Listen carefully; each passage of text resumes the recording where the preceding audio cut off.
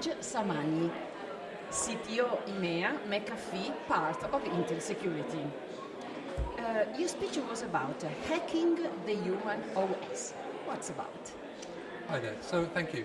So what we did a considerable amount of research over the last 12 months to try to understand why we're seeing such a rise in cybercrime, because every time we pick up a newspaper or we go onto Twitter, we hear about another company being hacked.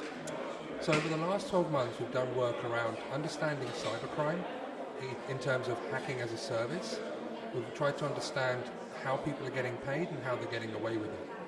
This particular presentation today really focused around the research we've done to understand why are people clicking onto emails, why are people doing unsafe actions when they know about the threat of cybercrime. So we tried to understand some of the psychology behind influence. In other words, if you get an email, why do you click onto a particular link? So we specifically focused on really hacking the human operating system. And which are the conclusions? Well, the conclusions are, first of all, there are many ways in which people are subverted in terms of clicking onto certain links or performing unsafe actions. But the reality is that the cyber criminals are actually getting smarter.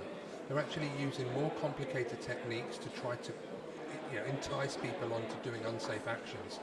So the reality is this is never something that we're going to eliminate entirely. So we have to use elements of notifying people with people-based controls, as well as using technology, so when we do by accidentally click onto things, we're kept safe. And which is the answer that Intel can give? Well, the answer that we're doing is we're doing a considerable amount of work really to provide the technologies such that if somebody does by accidentally click onto something, then of course there are protective measures in place. In addition to that, we're also doing a lot of work to try to make sure that we understand the threat landscape, so we understand the techniques and the tricks that people are doing. So when we build our technologies, we integrate this intelligence as part of the way that we work.